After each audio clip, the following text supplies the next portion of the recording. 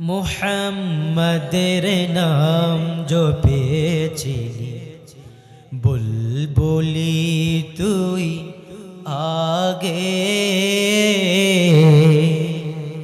মুহাম্মাদের নাম জপেছিলি, বুলবুলি তুই আগে। তাই কেরে তোর কণ্ঠের গান, তাই কেরে তোর কণ্ঠের গান এতই মধুর লাগে ওরে, এতই মধুর লাগে।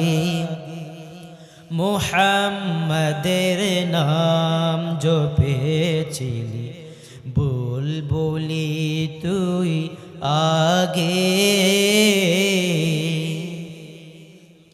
ওরে গোলাপ নিরিবিলি নবীর কদম চুমেছিলি, ওরে গোলাপ নিরিবিলি নবীর কদম চুমেছিলি। তাই কেরে তোর সুভাষ এতই মধুর লাগে ওরে, এতই মধুর লাগে। মুহাম্মাদের নাম জপেছিলি, বুলবুলি তুই আগে।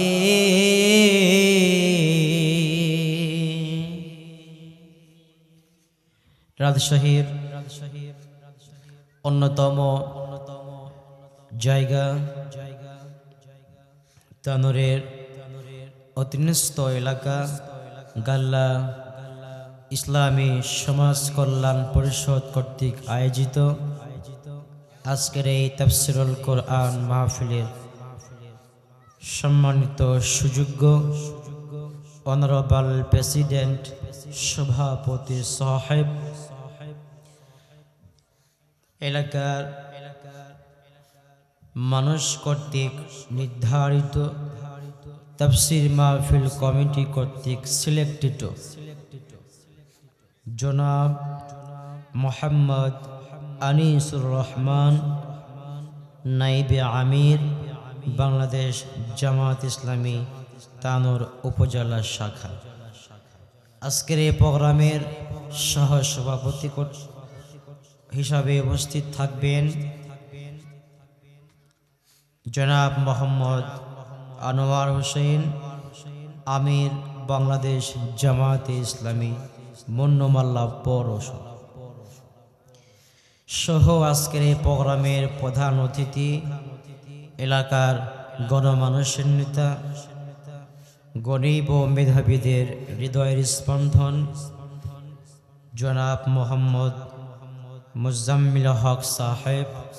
আল্লাহ পাক এই ব্যক্তিকে দিনের জন্য, কোরআনের জন্য কবুল করুক, আল্লাহুম্মা আমিন।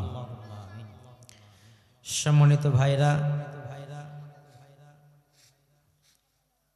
আমরা আলোচনা শুনব কুরআন আল কারীমের 17 নম্বর সূরা বানী ইসরাঈলের 24তম আয়াতে কারিমাকে সামনে রেখে। এর আগে আমি আপনাদেরকে কিছু সারমর্ম বলতে চাই। আল্লাহ তাআলা রব্বুল আলামিন এই সূরাতে হুজুরে আলম মুহাম্মদুর রাসূলুল্লাহ সাল্লাল্লাহু আলাইহি ওয়াসাল্লামের মিরাজ রজনী এবং এই বানী ইসরাঈলের কওম সম্পর্কে এবং অন্যতম হচ্ছে পিতামাতার বৈশিষ্ট্য সম্পর্কে আল্লাহ সুবহানাহু ওয়া তাআলা এই সূরার মধ্যে আল্লাহ পাক আলোচনা করেছেন। আজকে আমরা আলোচনা শুনব পিতামাতার দায়িত্ব এবং পিতামাতার প্রতি ভালোবাসা সম্পর্কে। আল্লাহ তাআলা রব্বুল আলামিন দু জাহানের বাদশাহ মুহাম্মাদুর রাসূলুল্লাহ সাল্লাল্লাহু আলাইহি সাল্লামের সোনালী জীবন থেকে একটি কথা না বললে নয়। আজকের এই প্রোগ্রামে যার মাধ্যমে আলহামদুলিল্লাহ এসেছি, এলাকার গীতি সন্তান আমার শ্রদ্ধাভাজন বড় ভাই হাফেজ সোহেল রানা। আল্লাহ পাক এই ভাইকে দিনের জন্য আল্লাহ পাক কবুল করুক, আল্লাহুম্মা আমিন। ভূমিকায় বেঁচে কথা না বলে আমি সরাসরি আলোচনার ভিতরে প্রবেশ করতে চাই। আমার ভাইয়েরা, আমার সম্মানিত বন্ধুগণ, আমার বাবাজিরা, আল্লাহ রব্বুল আলামিন কি বললাম, ওগো আল্লাহ তাআলা রব্বুল আলামিন, তুমি এই দুনিয়ার জমিনে আল্লাহর নবীজি মুহাম্মদুর রাসূলুল্লাহ সাল্লাল্লাহু আলাইহি ওয়াসাল্লামকে তুমি কেন পৃথিবীর ময়দানে পাঠিয়ে দিলাম? আল্লাহ বললেন, ওগো আমার বান্দারা, ওগো আমার বান্দিরা, আমি আল্লাহ তাআলা রব্বুল আলামিন আমার নবীজি মুহাম্মদুর রাসূলুল্লাহ সাল্লাল্লাহু আলাইহি ওয়াসাল্লামকে আমি আল্লাহ পাক এই দুনিয়ার জমিনে সর্বশ্রেষ্ঠ মহামানব করে পাঠিয়ে দিলাম। জোরে জোরে বলুন না সুবহানাল্লাহ। আমার ভাইরা, আমার বন্ধুগণ, আল্লাহ তাআলা রব্বুল আলামিন বললেন, ওগো আমার নবীজি মুহাম্মদুর রাসূলুল্লাহ, আমি আল্লাহ পাক রব্বুল আলামিন আপনার প্রতি কিতাব নাজিল করলাম।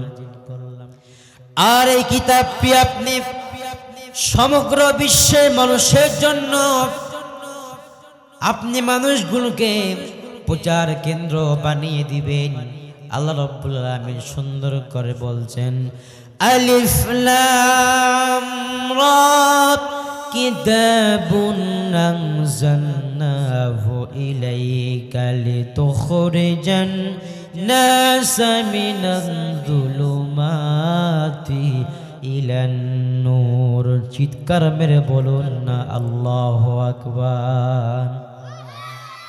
আল্লাহ বললেন, ওগো আমার নবীজি, আমি আল্লাহ তাআলা রব্বুল আলামিন যে কিতাবটি নাজিল করেছি, এই কিতাবটি শুধু মুসলমানদের জন্য নয়, এই কিতাবটি হিন্দুর জন্য, খ্রিস্টানের জন্য, যারা বেধর্মী রয়েছে তাদের জন্য আমি আল্লাহ পাকে কিতাবটি নাজিল করে দিলাম, যেন দুনিয়ার কোনো মানুষ না বলতে পারে যে আল্লাহ সুবহানাহু ওয়া তাআলা তিনি আমাদের জন্য হেদায়েতের বস্তু করে কিতাবটা পাঠিয়ে দেয় নাই। এই কোরআনুল কারীমটা আল্লাহ পাক রব্বুল আলামিন আমার নবীজিকে বললেন, আমার নবীজি আপনি বলে দেন, আমি এই কোরআনুল কারীমটা নাজিল করলাম, সমগ্র মানুষের জন্য ওষুধ করে পাঠিয়ে দিলাম। ওয়া নুনাজ্জিলু মিনাল কুরআনি মা হুয়া শিফাউ ওয়া রাহমাতুল লিল মুমিনিন। চিৎকার মেরে বলুন না আল্লাহু আকবার। ওগো আমার নবীজি আপনি বলে দেন, আমি আল্লাহ তাআলা রব্বুল আলামিন এই কিতাবটি নাজিল করলাম সমগ্র বিশ্বের মুসলমানদের জন্য ওষুধ করে। আমার ভাইরা, ওষুধ বলতে আমরা কি বুঝি? মাথা ব্যথা, পেট ব্যথা, বুক ব্যথা, এই সমস্ত কিছু না। আল্লাহ বললেন, রান্নাঘর থেকে নিয়ে শুরু করে একদম বঙ্গভবন পর্যন্ত কোথায় কি লাগবে আমি আল্লাহ পাকের জন্য এই কিতাবটি মুসলমানদের জন্য নাজিল করে দিলাম। জোরে বলেন না সুবহানাল্লাহ। এই কোরআনুল কারীমের মধ্যে রয়েছে, ও আমার বান্দারা, আমি আল্লাহ তাআলা রব্বুল আলামিন তোমাদের পিতা এবং মাতার প্রতি তোমাদেরকে সুন্দর ব্যবহার করার জন্য আমি আল্লাহ পাক আদেশ দিয়ে দিলাম। وَقَضَى رَبُّكَ أَلَّا تَعْبُدُوا إِلَّا إِيَّاهُ وَبِالْوَالِدَيْنِ ওয়ালিদাইনি ইহসানা ইম্মা ইয়াবলুগান্না ইনদাকাল কিবারা ওয়াহাদুহুমা আও কিলাহুমা ফালা তাকুল লাহুমা উফফিন ওয়ালা তানহারহুমা وقل لهما قولا كريما চিৎকার মেরে বলুন না আল্লাহু আকবার। তোমরা তোমাদের প্রতিপালকের প্রতি যে আল্লাহ পাক তোমাদেরকে নির্দেশ দিয়েছে তোমরা তোমাদের আল্লাহ রাব্বুল আমিনকে মেনে চলবা, আর তারপরে তোমরা তোমাদের পিতা মাতার প্রতি সদ্ব্যবহার করবা, কেননা আমি আল্লাহ পাক এই দুনিয়া জমিনে 3টা সেক্টর দিয়ে দিয়েছি।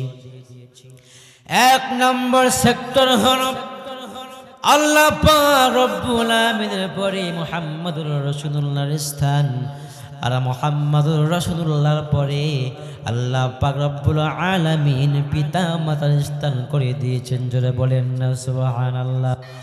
আমার নবীকে আমার আল্লাহ সকল বিষয়ে তিনি প্রোডাকশন দিয়ে দিয়েছেন।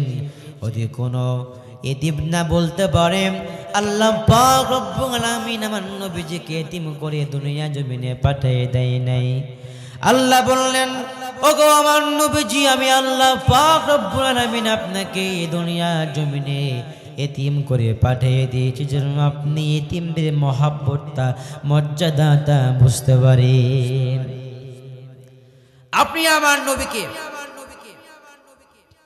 কোথায় কোথায় নেবেন, আপনি সব জায়গায় পাবেন। আমার নবী একজন শিক্ষক, আমার নবী একজন মহাজ্ঞানী বিজ্ঞানী, আমার নবী একজন আদর্শওয়ালা, আমার নবী একজন রাষ্ট্রদূত, আমার নবী একজন সংসারওয়ালা।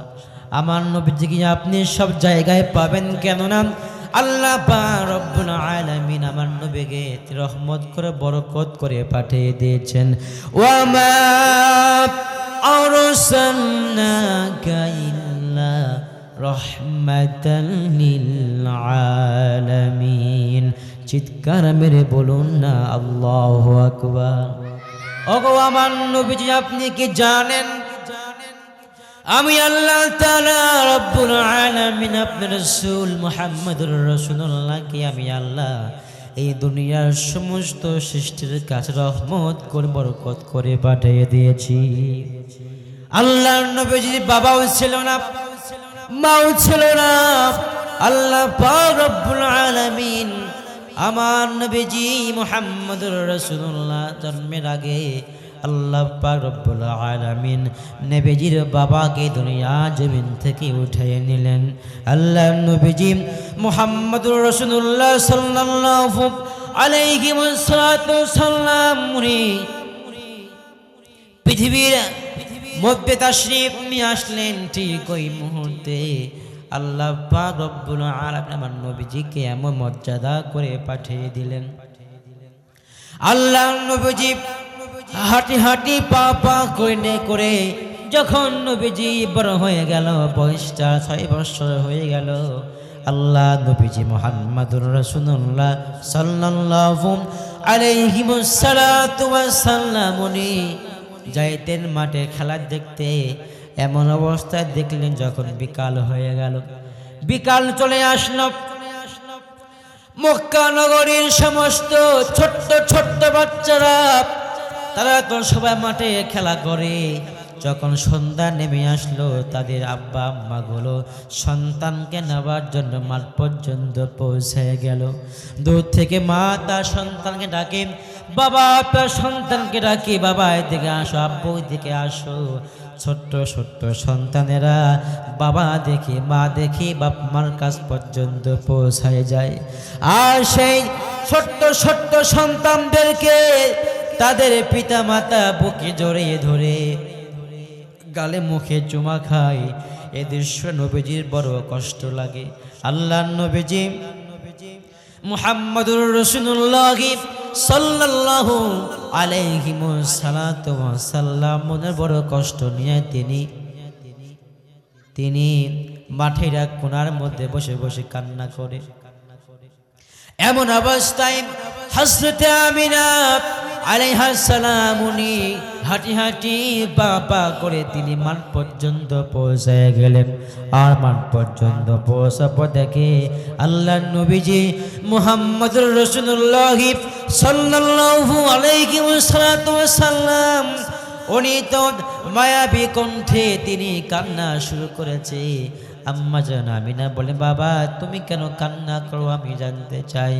আল্লাহ নবীজি বলেন, ও আমার বাপ, ও আমার আম্মা, এই মাঠে সবাই তো আমরা খেলাধুলা করতে আসি, কিন্তু সকলে আব্বা আম্মা আসে, কিন্তু মা তুমি আসো, কিন্তু আব্বা কেন আসে না? আব্বা আমার কোথায় আছে? ও আমার মা, ও আমার কলিজার টুকরা মা, আজকে তোমাকে বলতে হবে আমার আব্বা কোথায় থাকে, আমাকে কেন আরো যত্ন ভালোবাসে না? এই কথা শোনার পরে হযরত আমিনা বলেন, বাবা তোমার আব্বা এমন একটা বাড়ির মধ্যে থাকে, সেখানে তোমার আব্বা কোনোদিন কারোর সঙ্গে সাক্ষাৎ করার কোনো সুযোগ নাই। ছোট্ট মুহাম্মদ সাল্লাল্লাহু আলাইহি ওয়াসাল্লাম বললেন, মা আব্বা যেখানে থাকুক আমি আমার আব্বাকে এক জোড়াকারে দেখতে চাই। আল্লাহর নবীর আম্মা হযরত আমিনা হাঁটি হাঁটি পা করে মুহাম্মদ সাল্লাল্লাহু আলাইহি ওয়াসাল্লামকে কোলের মধ্যে নিয়ে তিনি বাড়ি পর্যন্ত পৌঁছে গেলেন। আম্মা আমিনা মনটা বড় ভারী, তিনি আস্তে আস্তে কান্না করে এমন অবস্থায় আল্লাহ নবীজি দাদা মক্কা কাবা বাইতুল্লাহ সভাপতি আব্দুল মুতাল্লিব তখন তিনি বেঁচে ছিলেন। আব্দুল মুতাল্লিব বললেন, ও মা আমিনা বলো তো তুমি কেন পাগলের মতো কান্না শুরু করেছো? আমিনা বলি, ও বাবা আব্বা জানেননি গতকালকে বিকাল থেকে আপনার নাতি মুহাম্মদ সাল্লাল্লাহু আলাইহি ওয়াসাল্লাম বাবাকে দেখবে, এই জন্য বাইনা শুরু করেছে। ও বাবা আব্দুল্লাহ তো নাই, ও বাবা যদি আমি মুহাম্মদ সাল্লাল্লাহু আলাইহি ওয়াসাল্লামকে তার বাবার কবরটা দেখাই, আমার মন দিল সাক্ষী দিচ্ছে হয়তো বা আমার সন্তানের জানটা এবং পানটা একটু হলো তৃপ্তি পাবে। আমার ভাইরা, আমার বন্ধুগণ, ও গল্লাবাসী, ও গল্লা যুব সমাজ, তোমাদেরকে বলতে চাই জীবনে কোনো দিন তুমি তোমার পিতা মাতাকে এক সেকেন্ডের জন্য কষ্ট দিবে না। আল্লাহ বললেন, হুমা নারুকা হুমা জান্নাতুকা, বান্দা তুমি কি জানো তোমার পিতা তোমার মাতার পায়ের নিচে আল্লাহ পাক রব্বুল আলামিন জান্নাত রেখে দিয়েছে। জোরে বলেন না সুবহানাল্লাহ। আমার ভাইরা, আমার বন্ধুগণ, এই দুনিয়ার সমস্ত এমপি মন্ত্রী ডিসি এসপি পুলিশ প্রশাসন প্রধানমন্ত্রী স্বরাষ্ট্রমন্ত্রীর পায়ের নিচে ধুলা রয়েছে বা জুতা রয়েছে, কিন্তু আপনার মায়ের পায়ের নিচে আল্লাহ পাক রব্বুল আলামিন তার সুন্দর নিয়ামত জান্নাত রেখে দিয়েছে। জোরে বলেন না সুবহানাল্লাহ। আমার ভাইরা, আমার বন্ধুগণ, আব্দুল মুতাল্লিব বললেন, মা আমিনা নিয়ে যাও। পরের দিনে আল্লাহ নবীর মা আমিনা আলাইহিস সালাম উনি হাঁটে হাঁটে পা করে ছোট্ট মুহাম্মদ সাল্লাল্লাহু আলাইহি ওয়াসাল্লামকে নিয়ে রওনা করলেন শুরু। আল্লাহ রাব্বুল আমিনকে মানলেন গুরু। এমন অবস্থায় তিনি তার বাবা আব্দুল্লাহর কবর পর্যন্ত পৌঁছে গেলেন। ঠিক ওই মুহূর্তে কবর জিয়ারত করলেন, বললেন, বাবা এরা তোমার বাবার কবর, তুমি একটু জিয়ারত করে নাও। আল্লাহ নবীজি মুহাম্মদুর রাসূলুল্লাহ সাল্লাল্লাহু আলাইহি ওয়াসাল্লাম কবর জিয়ারত করলেন। কবরটা জিয়ারত করার পরে তিনি বাড়ির দিকে রওনা করলেন। এমন অবস্থা হয়েছে তাইফের মাঠ, তাইফের মাঠে আল্লাহ নবীর মা আমিনা বড় অসুস্থ হয়ে গেলেন। অসুস্থ হওয়ার পরে আল্লাহ রাব্বুল আলামিন বললেন, যাও আজরাইল যাও, আমি আল্লাহ পাক আমার নবীজিকে এতিম বানিয়ে দেব। আর এতিম বানানোর পরে আমি আল্লাহ পাক আমার নবীজিকে কাফের মুশরিকদের নির্যাতন খাওয়ার পরে আমি আল্লাহ পাক মদিনা শহরে আমার নবীজিকে আমি সরকার প্রধান বানিয়ে দেব। জোরে বলেন না সুবহানাল্লাহ। তাইফের ময়দানে আল্লাহ নবীজির মা হযরত আমিনা ইন্তিকাল করলেন। ইন্না লিল্লাহি ওয়া ইন্না ইলাইহি রাজিউন। আমিনা মারা গেলেন, তাকে সেখানে দাফন কাফন করা হলো। ঠিক ওই মুহূর্তে আল্লাহ নবীজি মুহাম্মদুর রাসূলুল্লাহ সাল্লাল্লাহু আলাইহি ওয়াসাল্লাম তিনি বাড়িতে চলে আসলেন। ঠিক ওই মুহূর্তে নবীজি দাদাও মারা গেল। আল্লাহ নবীজির চাচার বাড়িতে তিনি বড় হওয়া শুরু করলেন।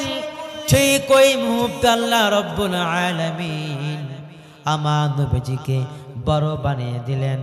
আমি আপনাদেরকে শুধুমাত্র বুঝাচ্ছি, পিতা মাতার প্রতি কতটুকু সন্তানের মায়া থাকা লাগবে।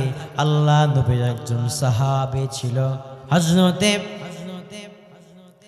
আল্লাহ নবীর সাহাবী ইন্তিকাল অবস্থায় আল্লাহ নবীজি মুহাম্মদুর রাসূলুল্লাহ সাল্লাল্লাহু আলাইহি ওয়াসাল্লামের কান পর্যন্ত পৌঁছে গেল। আল্লাহ নবীজি আপনি একজন সাহাবা আলকামা রাদিয়াল্লাহু তাআলা আনহু মৃত্যু শয্যায় কদরাচ্ছে, তিনি মৃত্যু শয্যায় সাজ্জিত হয়ে গেছে। আমরা তার সামনে কালিমার কথা বলছি, কিন্তু আপনার সাহাবী আলকামার কণ্ঠ দিয়ে কালিমা সেনা নবীজি মুহাম্মদুর রাসূলুল্লাহ কেন তার কণ্ঠ দিয়ে কালিমার শব্দ ভেসে আসছে না? আল্লাহ নবীজি বললেন, ও আমার সাহাবীরা, আমাকে নিয়ে যাও, আমি সেখানে যাব। আমি দেখতে যাই কোন বেয়াদবিটা করার জন্য আমার সাহাবী আলকামার কণ্ঠ দিয়ে মুখ দিয়ে কালিমা শব্দ আসছে না। আল্লাহ নবীজি মুহাম্মদুর রাসূলুল্লাহ সাল্লাল্লাহু আলাইহি ওয়াসাল্লাম উনি হাঁটি হাঁটি পা পা করে আলকামা বাড়ি পর্যন্ত পৌঁছে গেলাম। আলকামা বাড়ির মধ্যে অসংখ্য সাহাবীরাই তো বসে আছে। সমস্ত সাহাবীরা বলতে, আলকামা কালিমা পড়ো, আশহাদু আল্লা ইলাহা ইল্লাল্লাহু ওয়াহদাহু লা শারীকা লাহু ওয়া আশহাদু আন্না মুহাম্মাদান আবদুহু ওয়া রাসূলুহু। কিন্তু কোনোভাবে আলকামার কণ্ঠ দিয়ে কালিমা আসছে না। নবীজি মুহাম্মদ তার বাড়ির মধ্যে ঢোকার পরে বললেন, ও সাহাবী, বলো তো তুমি কেন কালিমা পড়তে পারছো না? আল্লাহ নবীজি চিন্তা করলে হয়তো বা আলকামার মাকে জিজ্ঞাসা করব। আলকামার মাকে নবীজি মুহাম্মদ বললেন, আলকামার মা বলো দেখি তুমি কেন, তোমার সন্তান কেন জবান দিয়ে কালিমা আসছে না?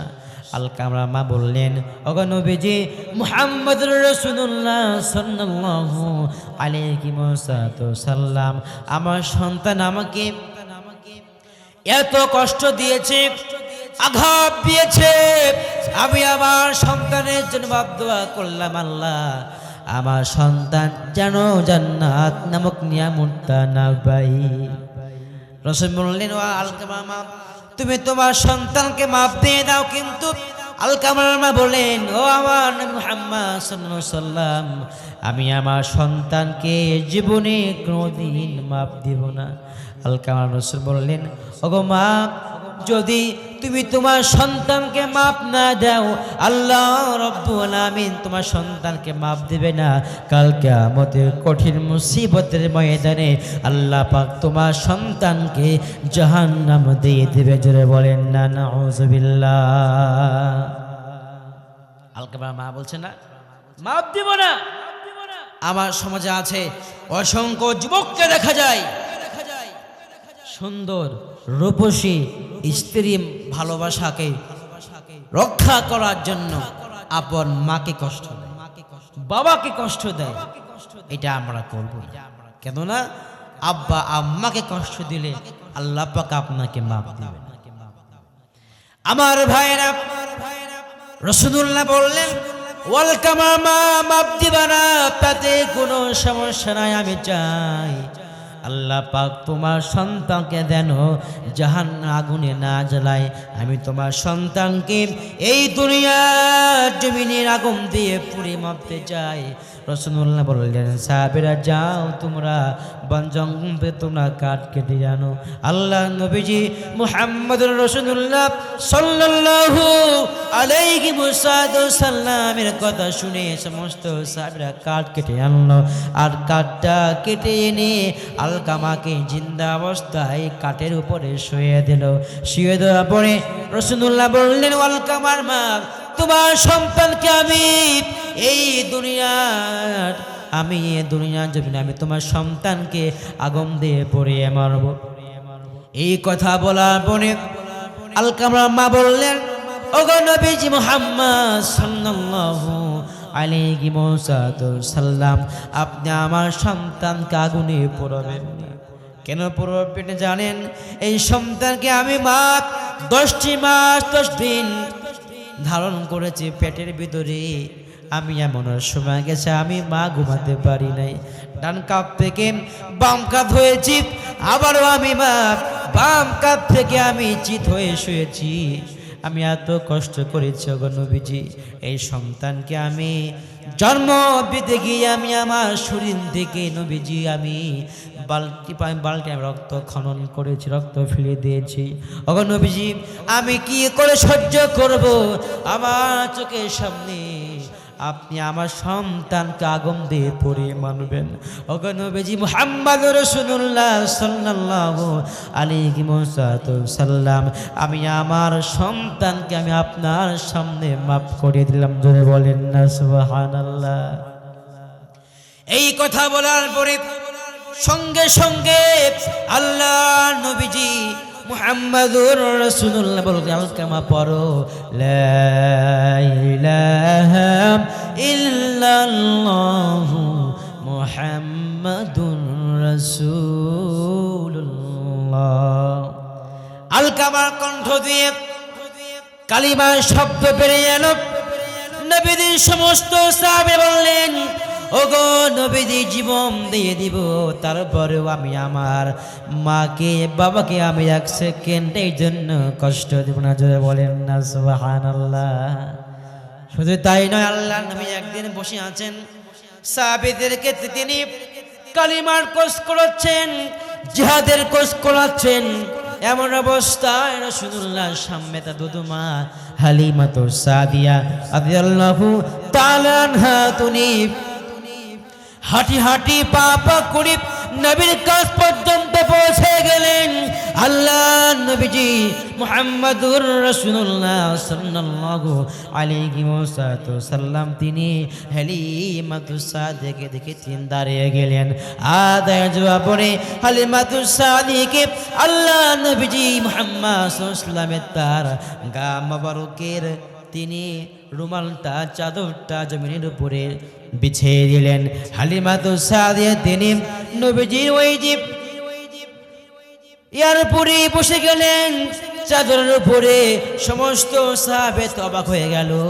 হযরত আবু বকর সিদ্দিক মনে করছে আমি তো নবীজির একদিক দিয়ে শ্বশুর, আরেক দিক দিয়ে বাল্যকালে বন্ধু, আমি জীবনে খোদ আমার নবীর নাম মুখে আনি নাই, আমি নবীদের শ্বশুর, কিন্তু আমি নবীজি কবেন জামাই বলতে সাহস পাই নাই। কিন্তু এটা কেমন হয়ে গেল? আল্লাহ নবীজি মুহাম্মদুর রাসূলুল্লাহ তার চাঁদের উপরে এই বুড়ি মহিলাটা বসে গেল। নবীজির কাছাকাছি বসে নবীজির কাছ থেকে অসংখ্য গল্প করে আলাপ আলোচনা করার পরে ওই বুড়ি মহিলা যখন চলে যাবে তখন নবীজি আবারও দাঁড়িয়ে গেলেন, বুড়িমাকে বিদায় দিয়ে দিলেন। নবীজির সমস্ত সাহাবে বলতেছে, ওগো নবীজি মুহাম্মদ রাসূলুল্লাহ বলেন তো এই মেয়েটাকে।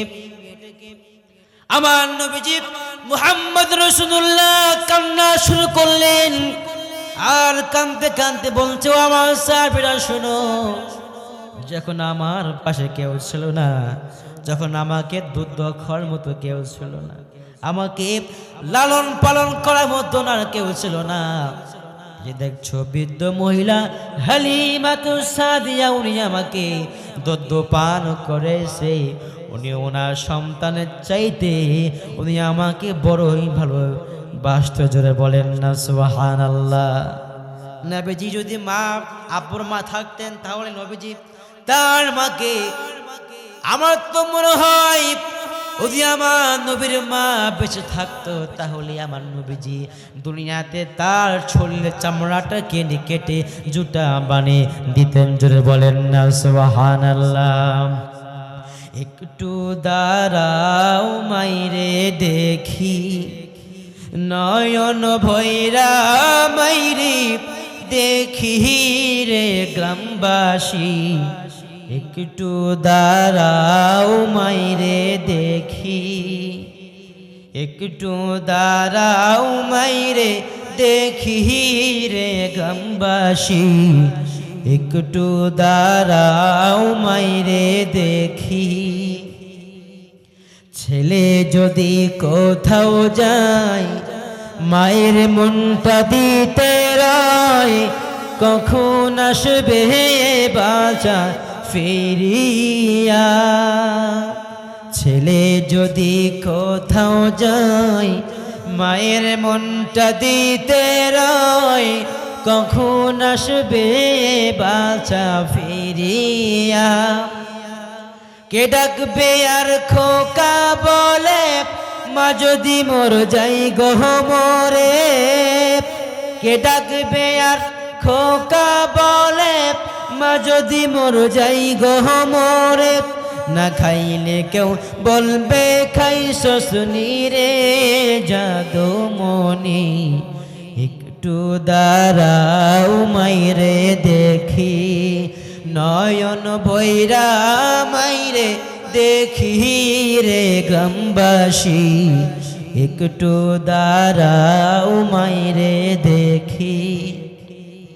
যত গভীর রাত রে আইসা দেখছি বাড়িতে, দক্ষিণী মাই রইছে জাগিয়া।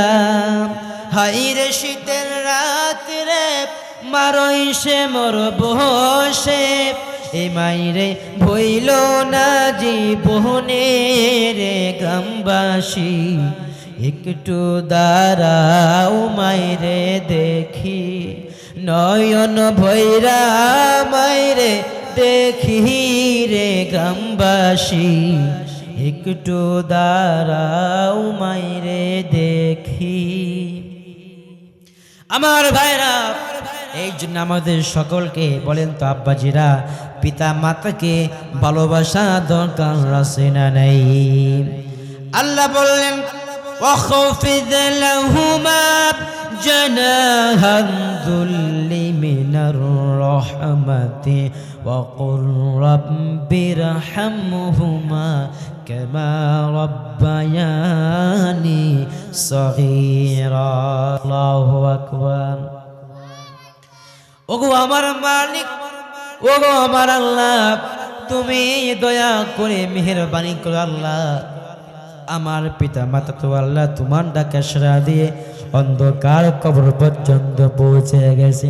ওগো আমার মালিক, ওগো আমার আল্লাহ, তুমি দয়া করে মেহেরবানি করে আল্লাহ তুমি আমার পিতা মাতাকে আল্লাহ তুমি লালন পালন করিও। ওগো আল্লাহ তাআলা, আমার বাবা আমার মা আমাকে যেভাবে ছোট্ট কালে লালন পালন করেছে আল্লাহ, তুমি ঠিক ওইভাবে আমার বাপ মাকে আল্লাহ লালন পালন করিও। তাহলে আব্বাজিরা আমার, আমরা বুঝতে পারলাম যারা আপন বাবা আপন মাকে ভালোবাসবে কাল কিয়ামতের কঠিন মুসিবতের ময়দানে আল্লাহ পাক ওই সমস্ত বান্দাগুলোকে জান্নাতে ধন্য করবে। যারা বলেন না সুবহানাল্লাহ। যে ব্যক্তি আপন বাবাকে আপন মাকে সম্মান করবে, যদি বাবা আর মা তার সন্তানের জন্য দোয়া করে আল্লাহ পাক অবশ্যই সেই বান্দাকে সফলতার দ্বার পর্যন্ত পৌঁছায় দেয়। রাসূলুল্লাহ বলেন কাল কিয়ামতের কঠিন মুসিবতের ময়দানে আল্লাহ পাক রব্বুল আলামিন বলবেন, ওগো আমার নবীজি মুহাম্মদ সাল্লাল্লাহু আলাইহি ওয়াসাল্লাম, দেখেন তো আপনার উম্মতের মধ্যে কোন উম্মত তার আপন পিতা মাতাকে সম্মান প্রদর্শন করেনি। যে ব্যক্তি মা বলবে আল্লাহ আমার সন্তান আমাকে দুনিয়ার জমিনে ভালোবেসেছে, আমার সন্তান আমাকে এই দুনিয়ার জমিনে, আমার সন্তান আমাকে আল্লাহ সম্মান প্রদর্শন করেছে, আল্লাহ তুমি আমার সন্তানকে জান্নাত দিয়ে দাও। আল্লাহ পাক পিতা মাতার এই সুন্দর কথা দেখে কাল কিয়ামতের কঠিন মুসিবতের ময়দানে আল্লাহ পাক ওই সমস্ত বান্দাগুলিকে জান্নাতে ধন্য করবে। যারা বলেন না সুবহানাল্লাহ। ওই কাল কিয়ামতের কঠিন মুসিবতের ময়দানে বাবা তার সন্তানকে চিনবে না, সন্তান তার বাবাকে চিনবে না, কিন্তু কাল কিয়ামতের কঠিন মুসিবতের ময়দানে বলেন তো আব্বাজিরা আমার নবীজি চিনার মতন ক্ষমতা আছে না নাই? হযরত আয়েশা সিদ্দিকা বললেন, ইয়া রাসূলুল্লাহ, ওগো আমার নবীজি মুহাম্মদুর রাসূলুল্লাহ, কাল কিয়ামতের কঠিন মুসিবতের ময়দানে নবীজি বলেন তো কোটি কোটি মানুষের সামনে আপনি কি করে আপনার উম্মতগুলোকে চিনতে পারবেন? আল্লাহ রাসূল বললেন, ও আয়েশা সিদ্দিকা, আল্লাহ পাক আমাকে এমন পাওয়ারফুল ক্ষমতা দিয়ে দিবেন, আমি সেই ক্ষমতা দেখে উম্মতগুলোকে চিনতে পারবো। কিন্তু আয়েশা তো বুঝতে পারলেন না, আবারও বলছেন নবীজি আমাকে আপনি একটু বুঝিয়ে বলেন। আল্লাহ নবীজি বললেন, ও আয়েশা সিদ্দিকা, দেখো তোমার সামনে 100 কালো উট আছে, কিন্তু 100 কালো উটের মধ্যে একটা সাদা উট রয়েছে। ও আয়েশা বলো দেখি ওই উটের মালিক কি 100 কালো উটের মধ্যে সাদা উটকে দূর থেকে চিনতে পারবে কিনা? আয়েশা বললেন, ওগো নবীজি অবশ্যই চিনতে পারবে। ঠিক ওই মুহূর্তে রাসূলুল্লাহ বলে ফেললেন, ও আমার আয়েশা রে, কাল কিয়ামতের কঠিন মুসিবতের ময়দানে কাফের থাকবে, মুশরিক থাকবে, বেদুইন থাকবে, কিন্তু আল্লাহ পাক আমার উম্মতগুলোকে, যে সমস্ত উম্মতগুলো এই দুনিয়ার জমিনে কষ্ট করে দিন বিজয়ের জন্য আন্দোলন করবে, জান দিবে কিন্তু ইমান বিক্রি করবে না, ওই উম্মতগুলো যখন এই শীতের মৌসুমে বানাবে, যখন হাম ধৌত করবে, পা ধৌত করবে, মুখমণ্ডল ধৌত করবে, এই সমস্ত অজুর পানির আল্লাহ পাক উসলা বানিয়ে দিয়ে কাল কিয়ামতের কঠিন মুসিবতের ময়দানে আল্লাহ তাদের মুখ দিয়ে হাত দেখা নোট চমকাইতে থাকবে। আমি সে নোট দেখে দেখে আমি উম্মতগুলোকে চিনতে পারবো। জোরে বলেন না সুবহানাল্লাহ। চিন্তা করেছেন কিয়ামত কত কঠিন জিনিস?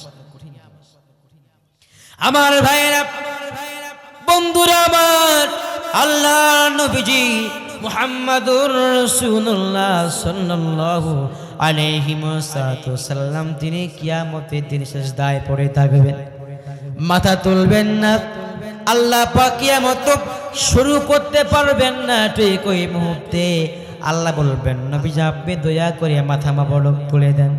নবীজি মাথা মোবারক তুলবেন না, তুলবেন না।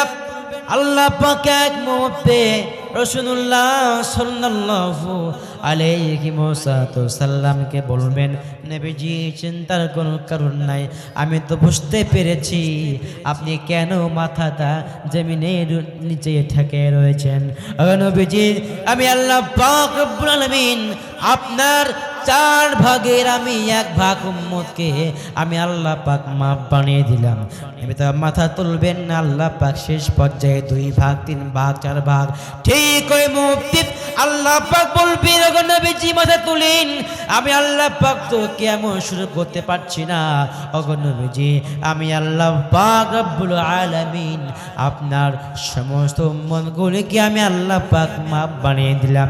এই কথা শোনার পরে আল্লাহ নবীজি মুহাম্মদুর রাসূলুল্লাহ তিনি সঙ্গে সঙ্গে তিনি মাথাটা তুলে ফেলবেন, কিয়ামত শুরু হয়ে যাবে। ঠিক ওই মুহূর্তে আল্লাহ রাব্বুল আলামিন আমার নবী মুহাম্মদ সাল্লাল্লাহু আলাইহি ওয়াসাল্লামের সঙ্গে উম্মতগুলিকে ছাঁটাই বাছাই করে জান্নাত পর্যন্ত পৌঁছে দেবে। জোরে বলেন না সুবহানাল্লাহ।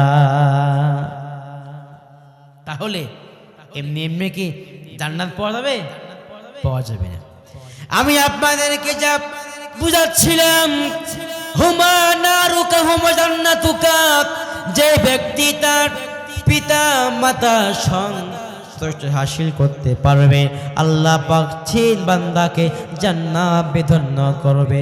বন্ধুরা আমার, ভাইরা আমার, নবীজি মুহাম্মদ সাল্লাল্লাহু আলাইহি ওয়াসাল্লাম দোয়া করবেন। এমন অবস্থা নবীজি আমিন আমিন শব্দ বললেন 3 বার। নবীজি সমস্ত সাহাবা বলতেছেন নবী আপনি কি আমিন 3 বার বললেন?